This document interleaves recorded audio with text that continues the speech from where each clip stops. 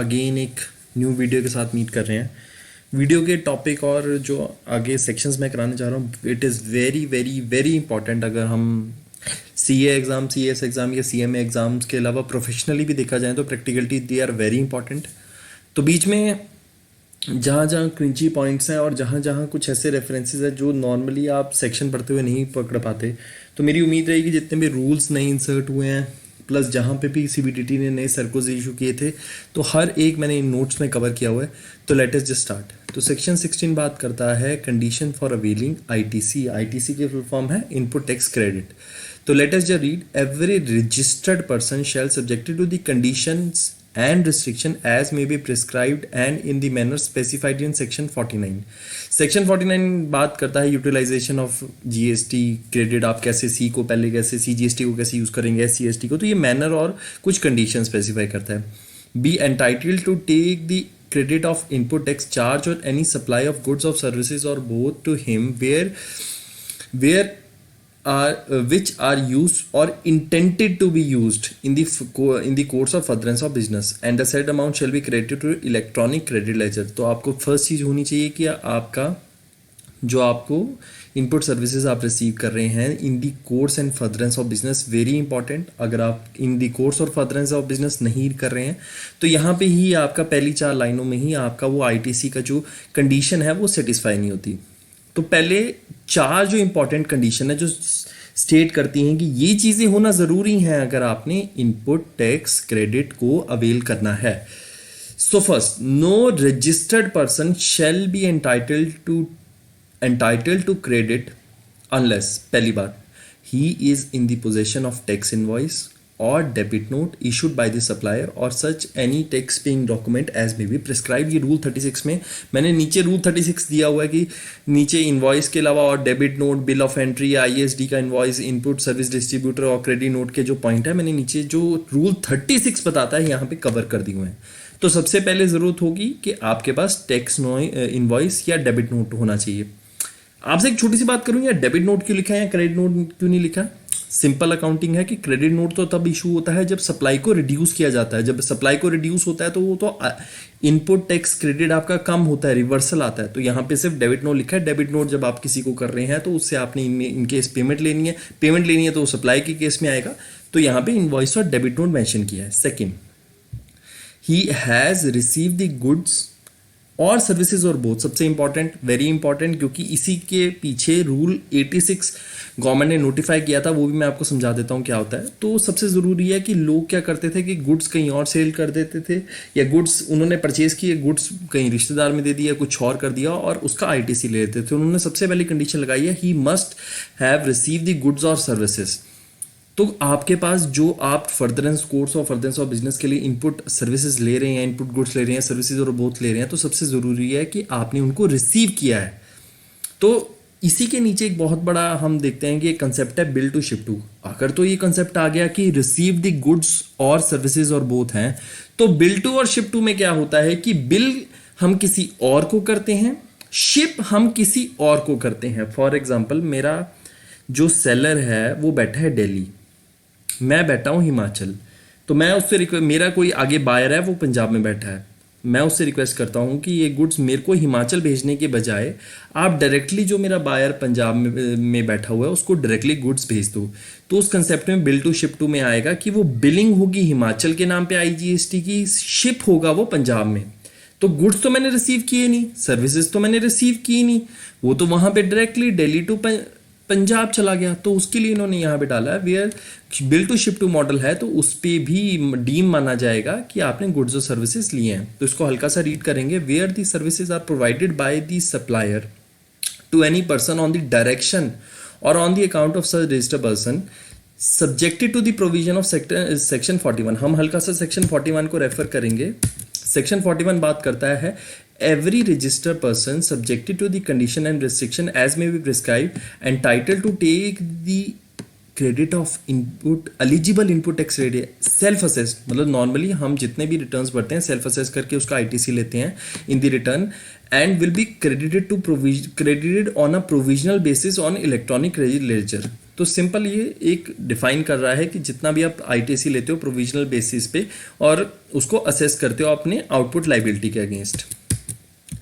Next है section 43A। Section 43A discuss करता है कि अगर आप एवरी क्रेडिट नोट जितने भी होते हैं आउटपुट सप्लाई से रिलेटेड वो आप फर्निश करते हो तो उसमें correspondent reduction in claim of ITC by the corresponding registered person, या फिर मतलब आपने क्रेडिट नोट इशू, आपने आउटपुट सप्लाई दी, हो सकता है वो आउटपुट सप्लाई इनसफिशिएंट हो, या फिर आपके सामने वाले ने डबल डुप्लीकेट क्लेम ले लिया है, तो उस केस में आपको रिवर्सल ऑफ आईटीसी करना पड़ेगा। तो उसके क्रेडिट नोट की उन्होंने बताया कि क्रेडिट नोट इशू होगा। नेक्स्ट, और एक और चीज़ वेरी इंपॉर्टेंट, लोग ये यहाँ पे बहुत ज़्यादा गलती करते हैं प्रैक्टिकल वर्ल्ड में कि provided that where the goods against an invoice are received in lots और instalment the register person shall be entitled to take the credit upon receipt of last instalment. Suppose कर लो कि मैंने कोई goods ऐसे purchase की जो मेरे को लॉट्स में आने हैं या इंस्टॉलमेंट में आने हैं। सपोज कर लो मैंने फॉर एग्जाम्पल मैं बात करता हूँ कि मैं कोई ऐसा प्लांट एंड मशीनरी ले रहा हूँ जो मेरे को लॉट्स में आनी है, तो मैं आईटीसी तभी एलिजिबल होऊंगा जब लास्ट लॉट और इंस्टॉलमेंट मैं रिसीव कर लूंगा। अगर सपोज कर लो वो ओवर दी 3 मंथ्स मुझे लॉट आने हैं, जनवरी फरवरी मार्च, मैं आईटीसी के लिए जो एलिजिबल होऊंगा तो वो that will be in the month of March. Second, no ITC if depreciation where the registered person has claim the depreciation on the tax component. इसका मैं आपको बेसिक एक प्रैक्टिकल एग्जाम्पल भी बताता हूँ, सिंपल एक प्रैक्टिकल एग्जाम्पल से।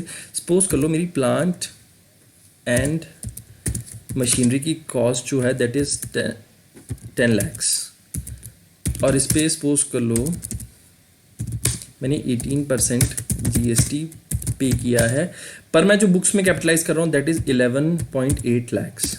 तो इस केस में देख सकते हो कि जो बुक्स में कैपिटलाइज होना था वो बेसिकली होना था 10 lakhs और 1.8 lakhs का मुझे इनपुट टैक्स क्रेडिट मिलना था। पर इनकेस अगर मैंने इसको कैपिटलाइज्ड कर लिया तो कैपिटलाइज करने पे मेरे को there will be no input tax credit. हालांकि ये समझदारी नहीं होता अगर आप इसको कैपिटलाइज कर दो। I tell you the reason, क्योंकि अगर आप 10 देखेंगे कि अगर आप इसको 11.8 को ही कैपिटलाइज कर देंगे तो आपको डेप्रिसिएशन मिलेगी दैट इज 11.8 का 15%, that will be around approximately 1.8 और 1.9। बट अगर आप इसका आईटीसी ले लेते हैं तो पहली बात तो 1.8 का आपको इनपुट टैक्स क्रेडिट मिल जाएगा, उतनी आपको जीएसटी लाइबिलिटी गवर्नमेंट को कम पे करनी है, और 10 का 1.5 का अलग से आपको डेप्रिसिएशन मिल जाएगी, तो benefit will be around 3 lakhs। Next, एक रूल बहुत ही सिंपल है, reversal of ITC in case of non payment of consideration. अगर सपोज कर लो मैं एक बायर हूँ, मैंने एक सेलर से कोई सामान खरीदा, कोई गुड्स खरीदा, कोई सप्लाई लिया, सप्लाई और सर्विसेज बोथ ली। अगर मैंने उसको 180 डेज के अंदर, रिपीटिंग 180 डेज के अंदर उसको मैंने from the date of issuance of invoice अगर मैंने पेमेंट नहीं करी, मैंने पेमेंट उसको नहीं करी, तो मुझे उसका रिवर्सल ऑफ आईटीसी करना पड़ेगा, और जब तक मैं उसकी पेमेंट नहीं करता मैं वो इनपुट टैक्स क्रेडिट लेने के लिए एलिजिबल नहीं हूँ। तो let us just read the act. A registered person who has availed input tax credit but failed to pay to the supplier the value of such supply along with the tax payable within a limit specified in second provision of section 16, ये 180 days की बात करता है, shall furnish the detail of such supply, the amount of value not paid and the amount of input tax credit availed proportionally to the amount not paid to the supplier in GST are 2। इसका मतलब ये है कि suppose कर लो मैंने payment जो ये suppose कर लो मैंने 20,000 के गुड्स और सर्विसेज परचेज किए, मैंने उसको पेमेंट सपोज कर लो उसी टाइम 10,000 दे दी, 10,000 180 डेज के अंदर नहीं दी, तो माई जो reversal of the ITC will be proportionately that is 10,000 divided by 20,000 into eligible ITC, तो 50% आईटीसी ही मिलेगा। एक और इन्होंने प्रोवाइडेड है डाला the value of supply without consideration. आपको पता है कि शेड्यूल 1 स्पेसिफाई करता है डीम सप्लाई, जिसको गवर्नमेंट जो जीएसटी एक्ट है वो सप्लाई मांग लेता है इवन दो विदाउट कंसिडरेशन होते हैं, तो उस पर ये एप्लीकेबल नहीं होता। The amount of input tax credit referred in सब रूल 1 मतलब 30 जो ऊपर हमने डिस्कस किया shall be added to the output tax liability of the registered person for the month in which detail are furnished. मतलब उसी मंथ 180 डेज का period due date over हुई, फिर उस मंथ में आउटपुट टैक्स लाइबिलिटी में आपको ऐड करना पड़ेगा। सबसे जो हार्श पॉइंट है वो थर्ड पॉइंट है, इसको रीड करना, the registered person shall be liable to pay interest, section 50 बात करता है इंटरेस्ट की, for the period starting from the date of availing, मतलब जिस टाइम आपने आईटीसी अवेल किया टिल आपने जब उसको आउटपुट टैक्स लाइबिलिटी में ऐड किया एज मेंशन इन सब and is paid.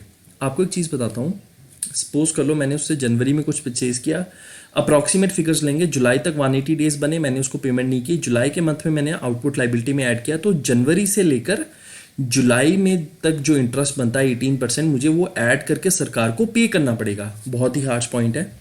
The time limit in Schedule Rule 4 of Section 16 shall not apply for claiming or reclaiming of any credit in accordance with the provision of Act of this chapter that has been reversed earlier। तो आपको ये चीज़ देखना है कि section 16 subsection 4 क्या बात करता है, नीचे ही है। तो सेक्शन 16 सबसेक्शन 4 डिस्कस करता है कि जो आप इनपुट टैक्स क्रेडिट का है, जो आईटीसी है अगेंस्ट द इनवॉइस और डेबिट नोट, उसको क्लेम करने की दो डेट्स हैं।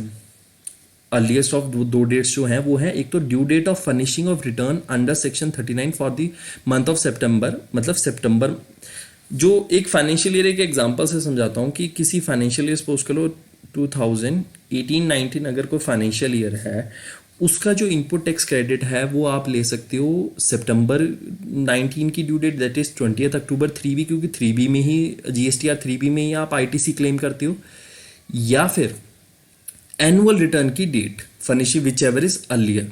तो आपको एक चीज़ देखनी है कि आप अगर किसी फाइनेंशियल ईयर का आईटीसी है तो सितंबर मंथ 20 अक्टूबर या 31 दिसंबर तभी तक ही ले सकते हो, विच एवर इज अर्लियर। तो जनरली अक्टूबर 20 अर्लियर पड़ रहा है, तो फाइनेंशियल ईयर 18-19 का जो आईटीसी है वो मैक्सिमम मैं ले सकता हूँ 20 अक्टूबर तक।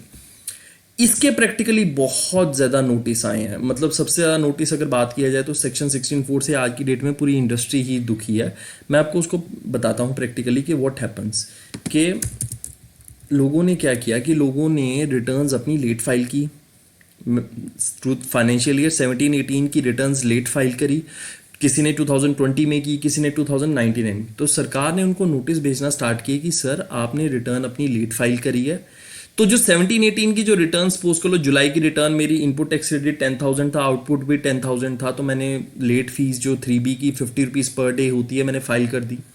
सरकार कहती है कि since you are filing your return in financial year 19 but the input tax credit of financial year 17-18 can be availed till 20 October 2018 since you are filing in 2019, तो आईटीसी जो उस साल का है आप इस साल नहीं क्लेम कर सकते। तो ये बहुत ही हार्श प्रोविजन है। तो लोगों को नोटिस आए हुए हैं, हालांकि नोटिस नहीं आए, बेसिकली एक एडवाइजरी इशू किया हमारे डिपार्टमेंट ने।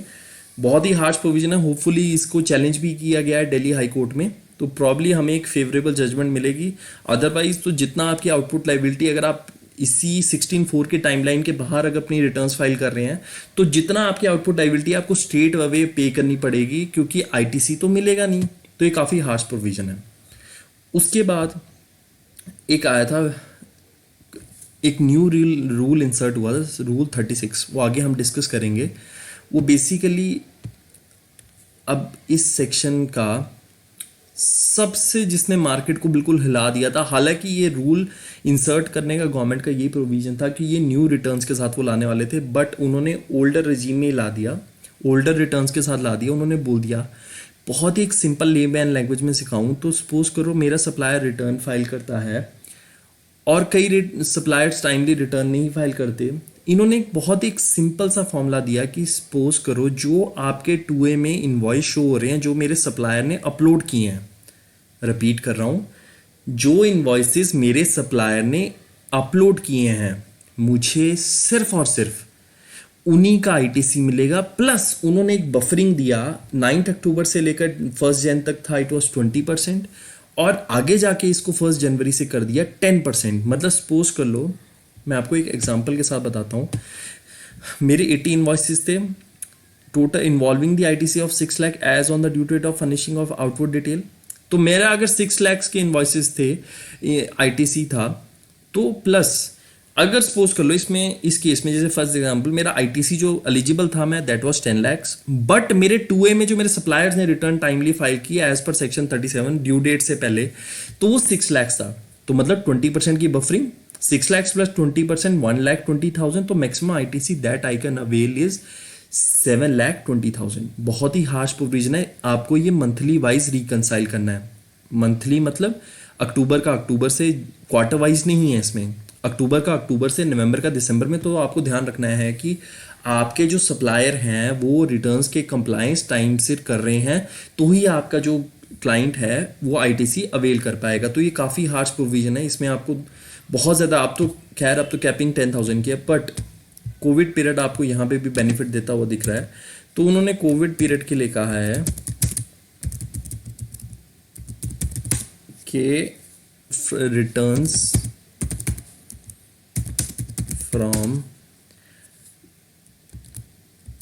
अप्रैल टू सितंबर जो आईटीसी है वो हम इन 6 मंथ एवरेज कंसीडर करेंगे। तो आपको जितना मिलता है प्लस वही 10% की बफरिंग जो अलाउ की है। तो मतलब इन जो 6 महीने हैं इनका टोटल और एवरेज की एवरेज समझ लो, या टोटल 6 मंथ का आपका आईटीसी जो पेयर हो रहा है प्लस 10%। तो पहले आपको मंथली देखना पड़ता था, अब आप 6 मंथ का टोटल करके उसमें 10% ऐड करके उससे एक्सीड नहीं करना चाहिए। अगर एक्सीड कर रहा है तो आपको नोटिस आएगा, एडवाइजरी भी आएगी कि जो एक्सेस आईटीसी आपने क्लेम किया है उसको रिवर्स करें। काफ़ी इंपॉर्टेंट है, प्रैक्टिकल पॉइंट ऑफ व्यू से सभी को एडवाइजरी आई हुई है लगभग जिन्होंने 10% और 20% के ऊपर बफरिंग के ऊपर आईटीसी क्लेम किया है। Next, apportionment of credit, very important. इसमें बेसिकली बात करता है, 2 चीज़ें वो डिस्कस करता है। इसके आगे रूल 42 43 है, उसकी मैं एक सेपरेट वीडियो बनाऊंगा, काफ़ी इंपॉर्टेंट टॉपिक है। Apportionment of credit and block credit, very important chapter, practical point of view से, एग्जामिनेशन पॉइंट ऑफ व्यू से वेरी इंपॉर्टेंट। इसको हम रीड करेंगे। Where the goods and services of both are used by registered person partly for business और partly for other purpose. तो ये basically बात कर रहा है, ये रूल 42 43 से आपको बेटर समझ आएगा कि अगर बिजनेस कर रहा हूँ तो उसकी मैं गुड्स और सर्विसेज अगर पार्टली फॉर बिजनेस और पार्टली फॉर अपना पर्सनल पर्पज यूज़ कर रहा हूँ तो वो रिस्ट्रिक्ट हो जाएगा credit up to purpose of business तक के लिए। अगर सपोज कर लो मैंने कोई इनपुट सर्विसेज ली, मैंने सपोज कर लो एक बेटर एग्जांपल के साथ समझाता हूँ आपको कि एक सपोज कर लो कि मैंने सर्विस ली, मेरी एक बिजनेस है, रजिस्टर्ड है, और एक मेरा घर है।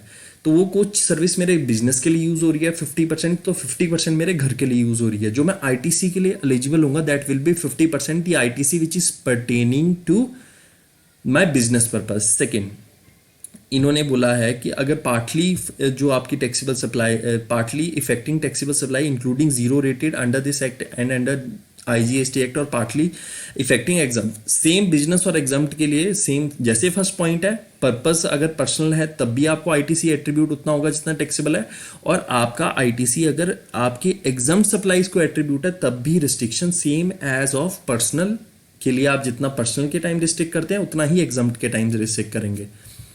The value of exempt supply shall be as may be prescribed and includes, इसको ध्यान से पढ़ना, 17(3) very important, and includes supply on which the recipient is liable to pay tax on reverse charge basis, transaction in security, sale of land subjected to clause B of para 5 और schedule 2। तो आपको इस चीज़ का ध्यान रखना है। यही एक 17(3) अकेला ऐसा सबसेक्शन है जो कि एग्जम्प्ट सप्लाई की डेफिनेशन में रिवर्स चार्ज बेसिस पे जो रिसिपिएंट ने पे किया होता है उसको इंक्लूड करता है। तो आपको ध्यान रखना है कि आपकी अगर कुछ ऐसी सप्लाईज हैं जो रिवर्स चार्ज बेसिस पे आपका जो बायर है वो टैक्स पे करता है, तब भी आपको कंडीशन जैसे पर्सनल और एग्जाम्प्ट सप्लाई की यूज़ होती हैं, तो सेम यहाँ पे भी रिवर्स चार्ज बेसिस के लिए भी सेम आपको आपका आईटीसी वो रिस्ट्रिक्ट हो जाएगा। तो बैंकिंग एक 17(4) बैंकिंग के लिए है कि बैंकिंग को एक सिंपल उन्होंने स्ट्रेट फॉरवर्ड फॉर्मूला दिया हुआ है कि 50 आपका जो, क्योंकि उनकी जो सर्विसेज है मैक्सिमम एग्जाम्प्ट है, इंटरेस्ट देना ये वो मैक्सिमम एग्जाम्प्ट सर्विसेज वो दे रहे हैं। तो इन्होंने स्ट्रेट फॉरवर्ड बोला है कि 50% जो आपका एलिजिबल टैक्स बनता है वो input capital goods and input services, तो आपको 50% अलाउ करेंगे, 50% आपका लैप्स हो जाएगा, और इसको आपको फाइनेंशियल ईयर के बिगनिंग में रखना पड़ता है। सेकेंड, इन्होंने बोला है कि सपोज कर लो कि मेरी बैंक की एक ब्रांच जो सेम पैन के अंडर है दूसरी ब्रांच को सर्विस देती है, तो वो 50% जो क्राइटेरिया है रिस्ट्रिक्ट करने का वो इस पे नहीं लगेगा। Next is section 17(5), very important. इसका फर्स्ट पॉइंट मैं ऑलरेडी एक डिटेल वीडियो में डिस्कस कर चुका हूँ, आईटीसी ऑन मोटर व्हीकल, आप उसको इसके लिए रेफर कर सकते हैं क्योंकि उसमें मैंने काफ़ी डिटेल डिस्कशन की है। और एबी भी मैंने उसमें डिस्कस किया हुआ है कि insurance servicing repair and maintenance और जनरल इंश्योरेंस मोटर व्हीकल का कब मिलता है, मैंने इसकी डिटेल वीडियो एक अपलोड की हुई है, तो उसमें आप देख सकते हैं। Next is in the follow, ये कुछ और ब्लॉक क्राइटेरिया है, ब्लॉक क्रेडिट है, जैसे food and beverages, outdoor catering, beauty treatment, health, cosmetic, leasing, renting और hiring of motor vehicle vessel. Same ऊपर इसका ये भी मैंने डिस्कस किया हुआ point, life insurance, health insurance. आपको एक चीज़ ये रखना है कि अगर ये किसी की इनपुट सर्विसेज बन रही हैं सेम लाइन ऑफ बिजनेस में तो he is eligible. Second clause, इसका मतलब क्या हुआ, इसको थोड़ा आपको समझा भी देता हूँ कि सपोज कर लो कि आउटडोर केटरिंग, सपोज कर लो मैं एक बड़ा केटरर हूँ, मैं I am registered under GST, मैं किसी एक छोटे केटरर की सर्विस ले रहा हूँ और he is also registered under GST, तो वो मुझे एक इन्वाइस रेज करेगा, ये है, और 5% उस पर खैर केटरिंग पे अब स्ट्रेट फॉरवर्ड उन्होंने 5% विदाउट जीएसटी कर दिया हुई। ये एग्जांपल आज से कुछ टाइम पहले के लिए वैलिड था, अब वैलिड नहीं है। पर अगर पहले की बात करें कि मैंने किसी अगर इनपुट केटरर की सर्विस ली, उसने जीएसटी लगाया, पहले 18% होता था विद आईटीसी, अब है 5% विदाउट आईटीसी, तो 18% का बिल रेज करता था तो मुझे आईटीसी मिल जाता था। अगर लाइफ इंश्योरेंस और हेल्थ इंश्योरेंस की बात करें, इसमें गवर्नमेंट ने एक क्लॉज डाल दिया था कि अगर आपके ऊपर ये ऑब्लिगेशन है, आई एम रिपीटिंग ऑब्लिगेशन है, सपोज कर लो ये फैक्ट्री एक्ट जितने भी लगते हैं उनको ऑब्लिगेशन होती है कि लाइफ इंश्योरेंस और हेल्थ इंश्योरेंस अपने इंप्लॉयज़ की करवानी ही पड़ती है, तो ऑब्लिगेशन होगी तो उनको आईटीसी इनपुट टैक्स क्रेडिट मिल जाएगा। Member of club health and fitness, इसका आईटीसी बिल्कुल नहीं मिलता। लीव एनकैशमेंट या फिर होम ट्रेवल एनकैशमेंट, तो उस केस में भी नहीं मिलेगा। बस where obligatory for an employer to provide to its employee under any law for a timing in force, उस केस में मिल जाएगा। Work contract service, very important, कि अगर आपको इमूवेबल प्रॉपर्टी कंस्ट्रक्शन के लिए कोई वर्क कॉन्ट्रैक्ट की सर्विसेज ले रहे हैं, बिल्कुल आपको आईटीसी नहीं मिलेगा other than plant and machinery, except where it is input services for further supply. Suppose कर लो मैं एक बिल्डर हूं, मैंने हर एक फ्लोर अलग अलग छोटे सब कॉन्ट्रैक्टर से बनवाया। अब इस चीज़ को एग्जांपल को समझना, इसमें 2 ट्रांजैक्शन इन्वॉल्व होगी। एक तो सर्विसेज मैं उनसे ले रहा हूं जो मेरे सब कॉन्ट्रैक्टर्स हैं, दूसरी मैं आगे एक कस्टमर को फ्लैट बेच रहा हूं। तो ये कह रहे हैं कि वर्क कॉन्ट्रैक्ट सर्विस का आईटीसी उसको अलाउ होता है जो further supply of work contract में हो। तो अगर मैंने कोई कमर्शियल कॉम्प्लेक्स सब कॉन्ट्रैक्टर से बनवाया, तो वो जो मुझे इनवॉइस रेज करेंगे उसमें जो जीएसटी का वो बिल रेज करेंगे, मुझे उसका इनपुट मिल जाएगा। बट आगे जब मैं वो शॉप, आगे वो कमर्शियल प्रॉपर्टी जब आम एंड कंज्यूमर को बेचूंगा, क्योंकि बेचूंगा तो उसको आईटीसी नहीं मिलेगा, because he is not in the further supply of work contract service.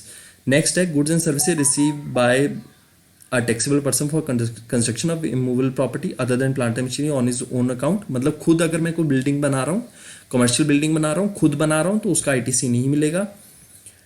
तो construction includes reconstruction, renovation, addition, alteration, repair to the extent of capitalisation to the said immovable property. इस चीज़ का जरूर ध्यान रखना है। लोग क्या करते हैं कि कोई रेनोवेशन करवा रहे हैं लाइट्स का, ये वो का, तो उसका आईटीसी ले लेते हैं, वो हालांकि it is in the block criteria. तो आपको इस चीज़ का ध्यान रखना है। छोटे नीचे प्लांट एंड मशीनरी की डेफिनेशन दी है, तो आपको एक चीज़ का ध्यान रखना है कि पहली बार जीएसटी लॉ में ऐसा हुआ है, जीएसटी लॉ या पहले भी लॉज में हम देखें, पहली बार ऐसा हुआ है कि एक टेलीकॉम टावर को प्लांट एंड मशीनरी की डेफिनेशन से एक्सक्लूड कर दिया इन्होंने।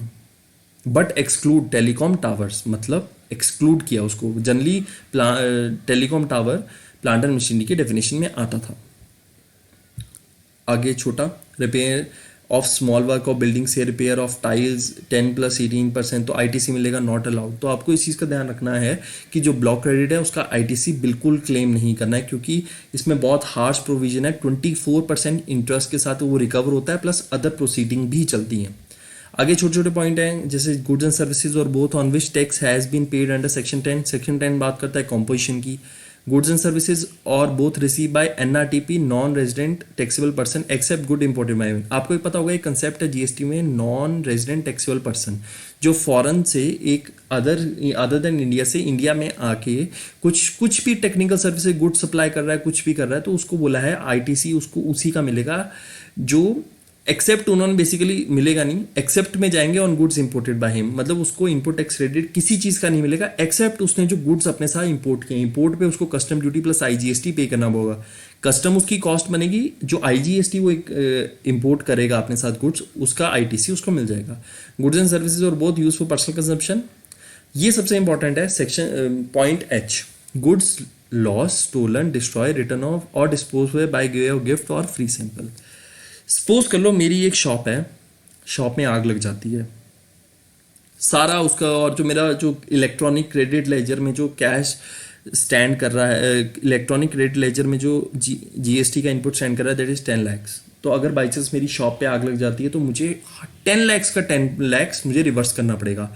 बहुत ज़्यादा लोग हैं, जैसे सपोज करो ये एक और एग्जांपल बताऊंगा कि मेरी एक गुड्स की शॉप है, अगर मेरा कुछ सामान चोरी हो जाता है, लॉस्ट हो जाता है, स्टोलन, डिस्ट्रॉय, तो उसका भी आईटीसी मुझे रिवर्स करना पड़ता है। Section I, point I, any tax paid in according provision of section 74 बाइट करता है tax not paid, short paid और NST refunded due to fraud. Section 129 बात करता है जब आप गुड्स ट्रांसपोर्ट कर रहे होते हैं और आपके पास प्रॉपर डॉक्यूमेंट नहीं होते हैं या फिर आपके पास कोई बिल नहीं होता है, इनवॉइस नहीं होता है, तो आपको पेनल्टी पड़ती है। सेम सेक्शन 30 भी पेनल्टी का है, तो इन केस में आपको मिल जाएगा। इसके साथ मैंने जो सीजीएक्ट ऑफ द ऑफिशियल गैजेट है वो सारा डॉक्यूमेंटेशन इसके साथ लगाई हुई है, इसका मैं आपको जो है नीचे डिस्क्रिप्शन में डाल दूंगा। So thank you guys. इसके अलावा कुछ और आपके इनपुट हो तो इस वीडियोस के लिए मुझे ज़रूर दें। अगर आपको वैसी ही पुरानी वीडियोस सिंपल जो जिसके मैं राइट भी करता हूँ वो पसंद है तो ज़रूर अपना कमेंट में मुझे बताएं। बहुत इंपॉर्टेंट टॉपिक है और इसमें मैंने 100% आपका सेक्शन 16 और 17 कवर किया हुआ है। तो अगर आपको कोई डाउट हो तो आप इनकेस मुझे अप्रोच कर सकते हैं। Thank you.